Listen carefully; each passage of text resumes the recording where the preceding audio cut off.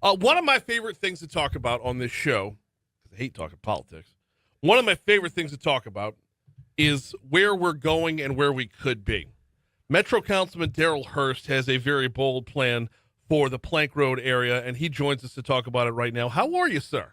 Glad to be here, man. It's a great day in Baton Rouge, and it's going to be an even better day in North Baton Rouge after November 12th. Well, hang on a second. Before we get to any of that, I would be remiss if I didn't spend just a minute talking about homecoming. It's homecoming week at Southern. It is, and I'm a former football player. Yes. So my wife was Miss Southern. My mom was a dancing doll, so we are entrenched in Southern University. The events go on all week long. I feel like Southern blows it out a lot more than LSU does for the events surrounding the day. Yeah, so it's a bunch of day parties and tailgates. Today, there's a gala. There's a 2 or 3 concerts. Mm-hmm. Last night was there's a Greek show tonight too, I believe. But last night one of. But my point is, it's endless. Right. It's endless. Right. Correct. Number of festivities going on. Are the Jaguars going to get their first conference win tomorrow? You know, Terrence Graves was my position coach at Southern, so I believe in him. I believe the season's going to turn around, and the Jaguars will be victorious from here on out. Okay. We can roll with that for sure. Now, let's get to the matter at hand. The revitalization of Plank Road. Talk to me a little bit about what went in, what it's going to look like, and then we'll get to what went into it. So it'll keep the nostalgia of the old Plank Road, but with today's finishes. So if you take the Garden District homes, or if you take Government Street, I told everybody, imagine Government Street North. Okay, that's the easiest way to put it. The difference is we are going pre-road diet. Yeah, yeah, but we're creating design standards. You know, when you go to a Texas market, you know where you are based on the materials that are used. Right. And so we're literally going building by building and saying, this is how ugly you look. This is how good you could look. You know, sign the dotted line, we'll make it happen. One thing that we're excited about is support from all the letter agencies, the BRACs, the BRAFs, the CAFAs, the Bill Baton Rouges, the Louisiana Chamber of Commerce Foundation, the Mayor's Office, OCD. Everybody has come together and says, this is a simplistic plan. It is not complex in terms of attacking houses and economic corridors. It's taking one piece and eating that elephant one bite at a time. And this is one bite. And so we named it Revive Plank Road, right, which is a 3-part plan. So it starts off with the economic development district that I'm working on, which is Evangeline Airline. It's about $1.83 million. Okay. In general fund sales tax, so 2 pennies. Mm-hmm. So we'll double that for 10 years, $18.3 million. CAFA has committed to give us all of their financial tools and resources, including bonding. Okay. So what would normally take 10 years, we'll bond the money up front. We're either going to lose it to inflation or interest, right? And we'd rather lose it to interest so that we can do what we could have done in 10 years in 2 to 3 years. Well, yeah, because no construction project cost tomorrow what it would have cost today. Absolutely. And so that'll be a catalytic project that'll just change the face of it. We have some big local brands that have national franchises that are interested in that corridor, have made soft commitments. Some of them I can talk about is Peach Cobbler Factory. We're talking with Brandon Landry about taking the Piccadilly Lane and turning to walk-ons. And the Fowle family in Delmont Village, they've committed to build a brand new ground-up walk-ons and demolish the old Piccadilly. We're talking with Selton Hayden Jr. and CeCe's Coffee about planning there. He drove the corridor this weekend with his family to figure out what location would potentially work for them. We're talking with David Aubrey in AT&T, Louisiana, about planning a store there. The old Firestone that just closed. So Piccadilly, Firestone, and Banner Insurance closed in the last 6 months. But the Firestone will be your new library. We'll add a second store to it, keep the nostalgia. And let me tell y'all something we did steal, by the way. If you go outside the Galleria Mall and you see the ring, the street sign of Westheimer and Post Oak that's in the air. Houston Galleria. The Houston Galleria Mall, that's right.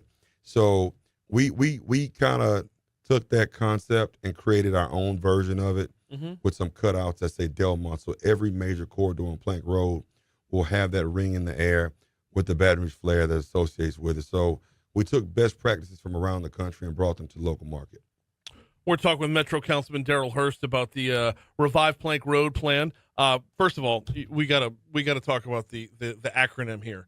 Delmont Economic Development District just spells out dead. We got to work on a better acronym, man. Only you would figure that out, by the way. I'm an acronym guy. So like we need to work on that just from the title alone, because the idea and the specificity of it, I believe, is where the success comes. All too often when we talk about North Baton Rouge, it's this monolith. It's just this big North Baton Rouge, whatever that means, right? Plank Road is specific. Delmont is specific. The parameters within the district are specific. They are. So again, this is Evangeline Airline. And I'll tell you, what was started off as a 1-part plan ended up in a 3-part plan. So Bill Baton Rouge, along with Councilwoman Tawana Harris, and I believe Carolyn Coleman, are going to take Evangeline south. All right, so Evangeline, we both started Evangeline. I'll go north to Airline. They'll go south to I-110. Mm-hmm. And then Council Member Kinney has agreed to do the 3rd part, which is the Baker-Brownsville area. So our goal is to fix Plank Road, make it the economic epicenter that it once was, going from essentially I-110, where Plank actually starts. The name Plank starts from 22nd, mm-hmm. all the way to Zachary and 64. And so Brandon Knoll it'll stop with him in the northern part of the parish. Okay. You mentioned a couple of the names along the way for revitalization, but there's just a few. What was from what you had sent over? There's a heck of a lot more. There is Great American Cookie Company and Marble Slab, Southern Classic Chicken. They're at the finish line of that. The shopping center that'll host Southern Classic Chicken. Tell y'all what's crazy. Some of these ones on the designs are not the exact buildings, just ones that we looked at. Right. But the Southern Classic Chicken was spot on. Didn't even know it when we put it up. And they're determining whether they're going to demolish the building or rebuild it. And public safety is at the forefront of all of this stuff. So it's going to be a joint effort. First question I got from some of these folks was, where are we getting our talent from, and what does public safety look like? Mm-hmm. And the talent, I said, is coming from where you always get it from, Southern University. The difference is they have to drive across town to go to work, right, versus around the corner. These are still highly educated and motivated college students looking for employment. Number 2 is public safety. So it'll be a joint effort between the Sheriff's Department, the City of Baton Rouge Police Department, and the Baton Rouge Constables, creating a biking community with a police hub where all 3 of them can land. Old school door-to-door community policing, being visible like downtown. Extra street sweeping, litter picking up by our maintenance crews. They've committed to make sure that it can look like a downtown North. That's downtown North would be.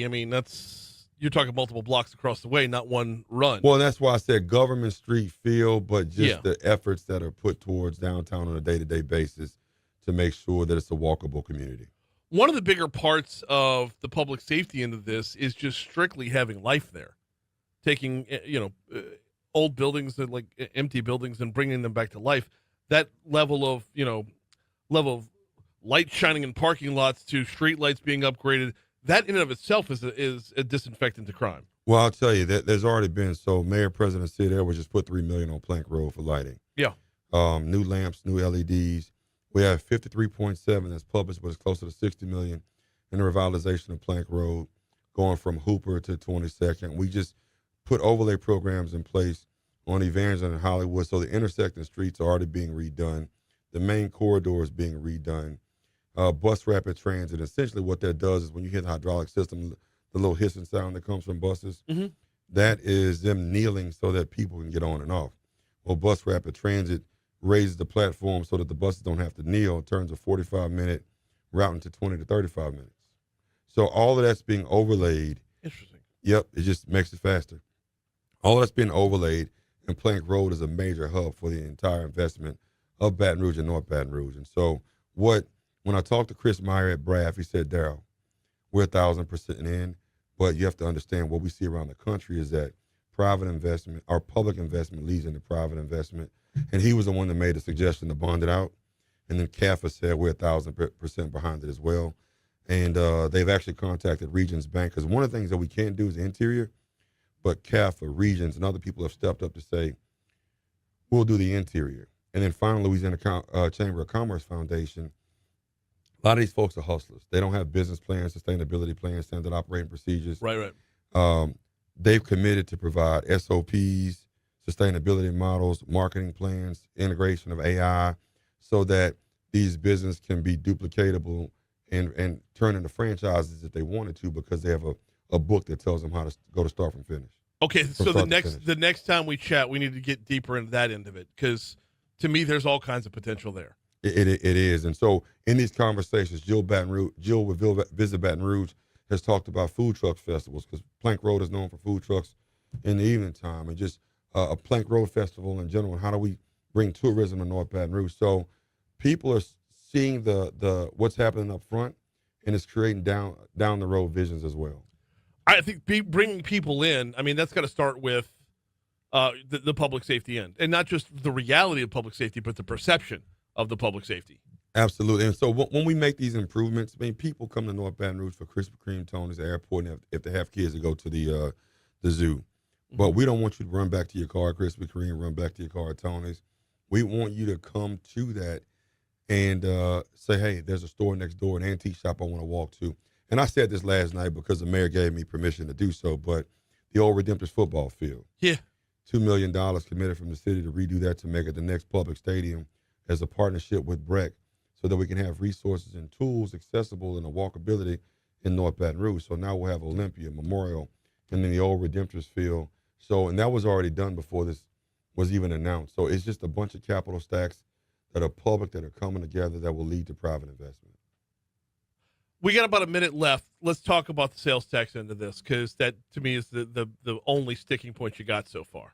Well, here's the deal. You know, one of the things I did, I sat down with Danielle Sadowal with Shoppers Value.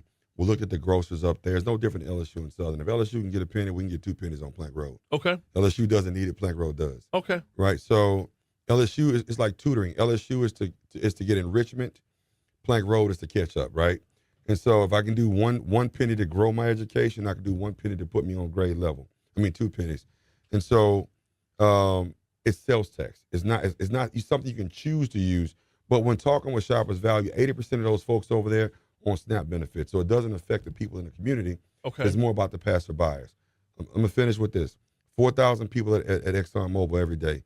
10,000 people at Southern. 1,500 people at the Acadian campus for BRCC. Not mentioning the people that work in the corridor. Yeah. They have no place to eat. They have no place to get the basic resources. And we have the residents, if you include them, they will make any business thrive over there, which is why that Cane's is one of the most popular Cane's and most productive Cane's financially in the marketplace.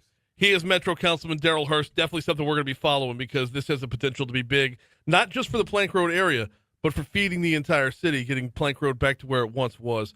Always appreciate the time. Thank you so much, Brian.